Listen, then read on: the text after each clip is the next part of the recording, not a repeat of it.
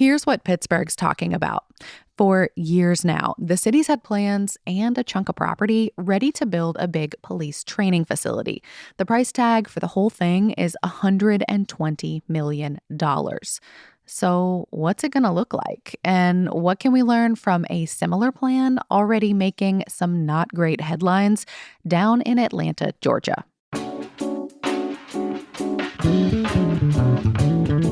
It's Tuesday, April 4th. I'm Megan Harris, and this is CityCast Pittsburgh.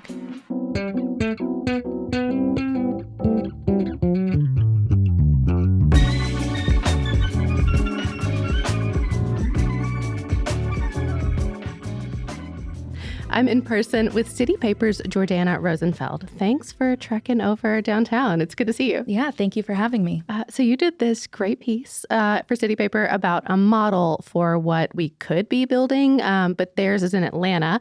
It sounds like maybe it's a scary model for it. Can you walk us through what Atlanta's Cop City is? Yeah. So there are plans in the works in Atlanta to build a $90 million police training facility, which people are saying would be the largest police training facility in the country. These are not very popular plans. People have made it clear in hours and hours of public testimony at city council meetings by calling their elected officials. They've made it clear that they do not want this training facility. It's slated to be built in part of a forest that is like Atlanta is known for its trees, known for its kind of canopy.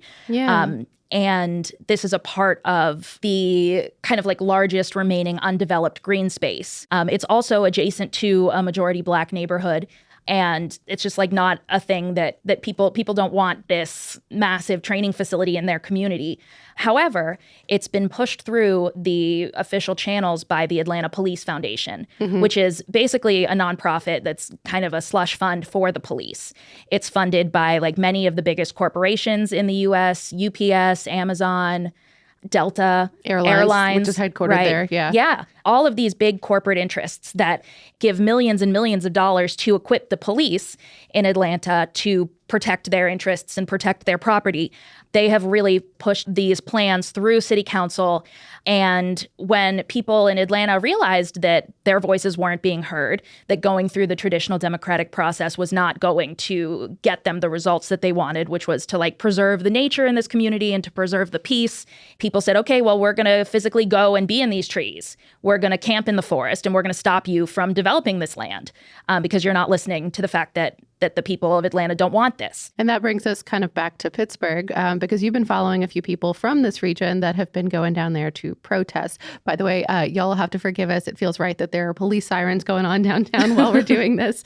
Tell us about like what their protest looks like down in Atlanta. Things have recently escalated. The police have recently escalated their repression against protesters in Atlanta.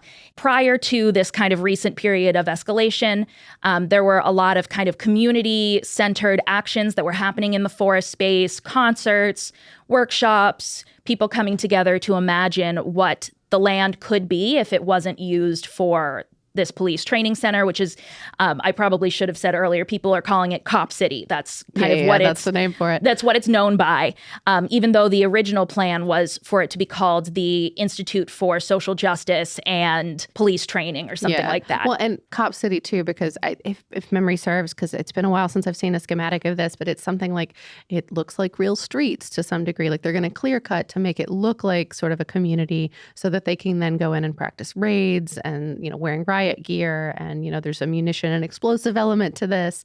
It's kind of a lot, especially to do it in an already forested area as opposed to an actual neighborhood where those buildings maybe aren't as important to someone. Yeah, absolutely.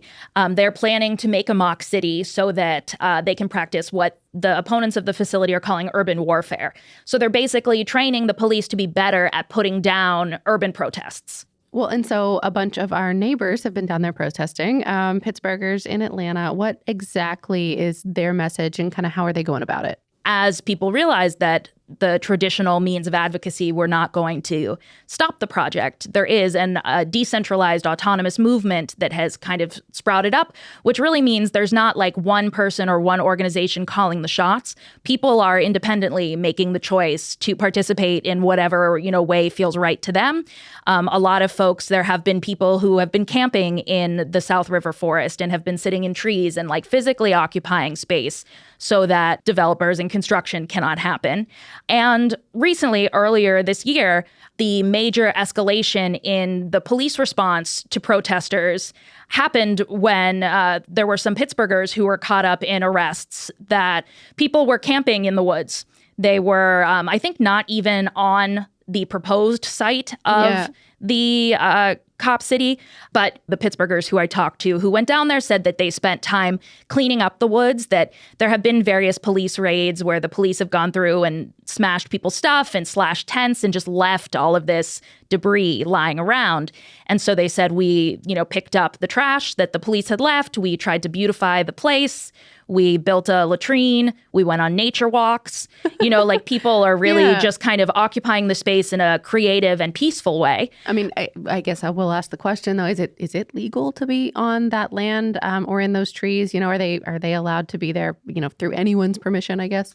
I think it technically might be misdemeanor trespassing. Like I think that's about as serious as like what we're talking about here. However, yeah, your story says that they were charged with terrorism. Yeah. There were 3 Pittsburghers who have been among the, I think, almost 40, perhaps like 32 people who at this point have been charged with domestic terrorism, which is a Georgia state law that was enacted in the aftermath of the shooting in Charleston, South Carolina. Yeah. And the kind of the dialogue around passing this law at the time was, we want to be able to charge mass shooters with something more serious.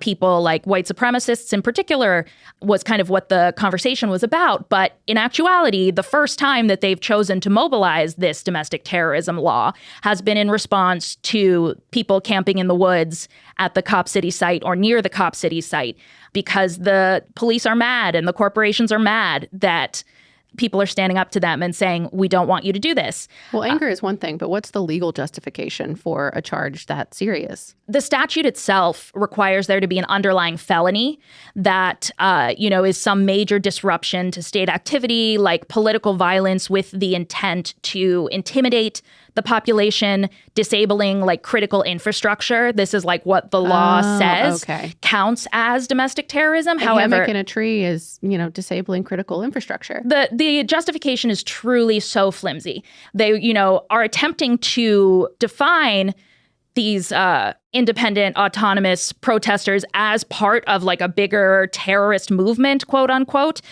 saying that through their like loose affiliation with the Defend the Atlanta Forest movement, which is kind of the slogan that people have rallied under, defending the forest. Yeah. The police are alleging that that's a terrorist movement with kind of no proof. Nobody has been killed. Nobody has been seriously harmed. None of the folks who have been arrested and charged with domestic terrorism are alleged to have hurt anybody. And so what are they facing now, those Pittsburghers that have been charged with, a pretty serious felony in another state? Yeah, there have been rumors swirling around. They haven't yet been indicted, which is the like formal step through which they initiate the like legal proceedings. They were arrested and charged, but this would be the next step. Right. They were arrested and charged and spent 4 days in DeKalb County Jail.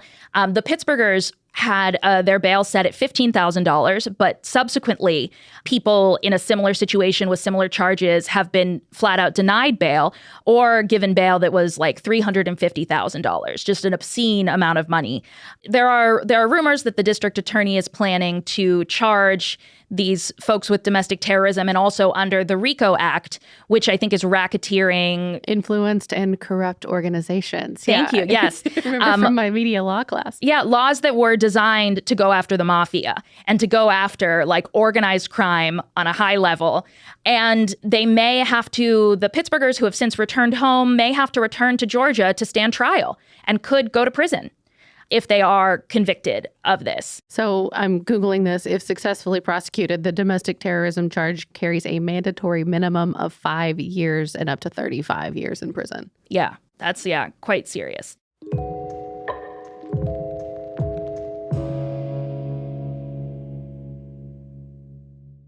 So Pittsburgh wants to have its own training facility. They've made that clear for years. What are the odds that it becomes then something like this proposed Cop City in Atlanta? What are the odds we get something similar?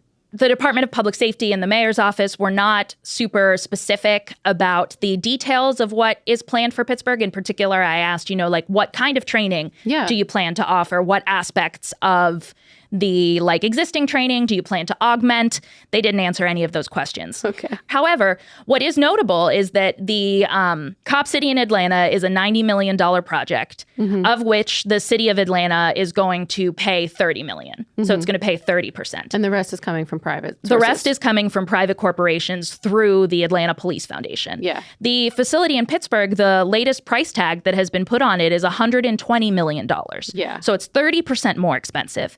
And I asked the mayor's office about whether they are looking at opportunities for private funding. Like, is the public going to be footing all of that bill? And they said they don't see an opportunity for private funding. So they're indicating that this facility that is 30% more expensive than the proposed one in Atlanta is going to be 100% paid for by the public. And we don't have a timeline for ours either. Looking at your piece, I reached out to the mayor's office too, and I was like, do we know anything about this?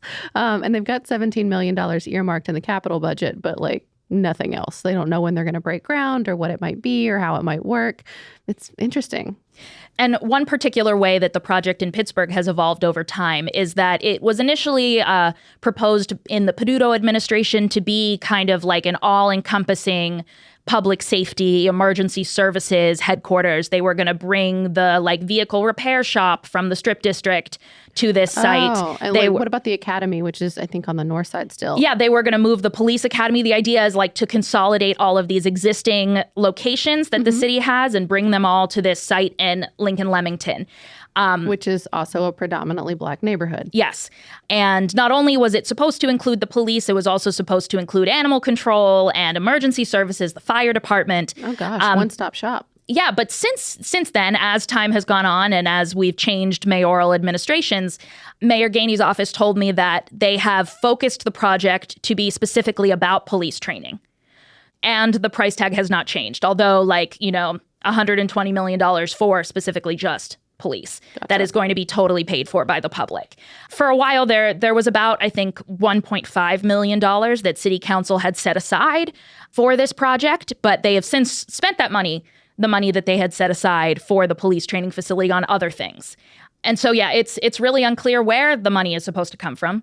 And in particular, Misha Barner, who I spoke to from the Abolitionist Law Center, says that they really feel that the fact that the money that was initially set aside has been reallocated to infrastructure projects shows that city council understands, or that Pittsburgh feels, that the money would be better spent elsewhere. Gotcha. And what are you hearing from people, either in Lincoln Leamington or, just out in the community about their thoughts on having a training facility, any kind of dedicated space like that, especially, in our city's East End?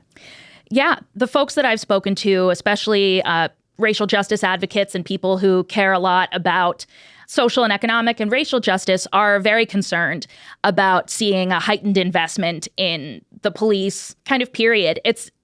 It's not a small thing to put a police training facility in a neighborhood already traumatized by a police presence they did not ask for. Yes, absolutely. The Muhammad Ali Nasir from One Hood said that that was such a striking similarity to him between the proposed Pittsburgh project and the Atlanta project, that they're both in predominantly Black neighborhoods. And what we do know about policing in Pittsburgh is that the police in Pittsburgh disproportionately target Black communities, that they're more likely to stop Black motorists, more likely to frisk Black people. It is demonstrated in data. The Abolitionist Law Center has a apartheid policing report that I pulled some of the numbers from the story for. And it's clear that police in Pittsburgh, and frankly nationwide, use their resources to target Black communities and Black people. And so to consolidate and relocate all of these police resources in Lincoln Leamington, which is a predominantly Black neighborhood, it's not safe, for the people who live there. It heralds more violence and more police presence in areas that are already over-policed and already overburdened. Jordana, thank you for reporting on all of this. Jordana Rosenfeld is a reporter for Pittsburgh City Paper. Thank you so much. Yeah, thank you.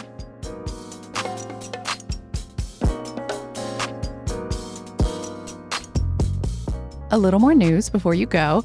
Senator John Fetterman is almost back to work. The former Braddock mayor is home after receiving treatment for clinical depression at a D.C. area hospital. Fetterman talked really openly on CBS Sunday Morning about his depression and how it started even before he won the election back in November. He's been getting briefings this whole time, and he says he's expected to be fully back to work by the end of this month. And the Women's Center and Shelter of Greater Pittsburgh has a new app. It's supposed to support folks dealing with partner violence and domestic abuse. They're calling it Bright Sky, and it's got a bunch of resources for identifying risk and warning signs. Plus, it's got a journaling tool to help someone document what's really going on. It's available for free in the App Store, Google Play, and in your favorite web browser. And we'll have a link to it in our show notes. That's all for today here on CityCast Pittsburgh. If you're liking the show, please tell a friend, let folks know. We really appreciate it when you do. And make sure you're subscribed to that Hey Pittsburgh newsletter. It's the best of the Burgh every single day. We'll be back tomorrow morning with more news from around the city. Talk to you soon.